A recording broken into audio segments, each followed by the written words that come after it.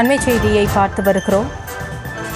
திருச்செந்தூர் முருகன் கோவிலில் நடைபெறவுள்ள கும்பாபிஷேக விழாவில் வேள்வி குண்டங்களில் தமிழில் வேள்வி செய்ய அனுமதி கோரிய வழக்கில் பரிசீலிக்க உத்தரவு பிறப்பிக்கப்பட்டிருக்கிறது. இது குறித்தான விவரங்களோடு இணைகிறார் எமது செய்தியாளர் நாகேந்திரன். முழு விவரங்களை பதிவு செய்யலாம்.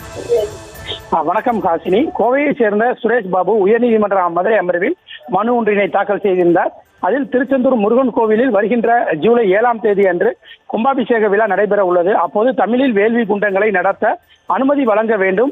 தமிழ் சைவ திருவழிபாட்டில் பட்டம் பெற்று கடந்த 20 ஆண்டுகளாக தமிழ் வேள்வி நடத்தி வருகிறேன். அகராதிகள், திருக்குறள், தொல்காப்பியம் போன்ற தமிழ் சாஸ்திரங்களில் இருந்து எடுத்த தமிழ் மந்திரங்கள் உள்ளன.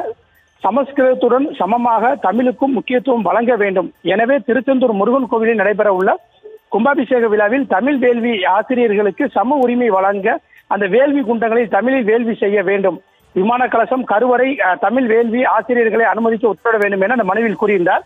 இந்த வழக்கு நீதிபதி சரவணன் முன்பு விசாரணைக்கு வந்தது. அப்போது நீதிபதி பிறப்பித்த உத்தரவில் என்னவென்று பார்த்தோம் என்றால், இந்து சமய அறநிலைத்துறை ஆணையர் மனுதாரரின் கோரிக்கை குறித்து பரிசீலனை செய்து அந்த வேள்வி குண்ட நிகழ்வுகளில் கலந்து கொண்டு தமிழில் வேள்வி செய்ய அனுமதிப்பது குறித்து பரிசீலித்து உத்தரவு பிறப்பிக்க வேண்டும் என அந்த தனது உத்தரவில் தெரிவித்திருக்கிறார். மேலும் வரும் காலங்களில் நடக்க இருக்கும் இந்து சமய அறநிலைத்துறை கட்டுப்பாட்டில் இருக்கும் கோவில்களில் கும்பாபிஷேகங்களில் அந்த தமிழில் மந்திரங்கள் உச்சரித்து வேள்வி குண்ட நிகழ்வுகள் நடைபெற செயல் திட்டத்தை இந்து சமய அறநிலைத்துறை ஆணையர் வகுக்க வேண்டும் எனவும் உத்தரவிட்டு இந்த வழக்கினை முடித்து வைத்து நீதிபதி சரவணன் உத்தரவிட்டுள்ளார். ஹாசினி,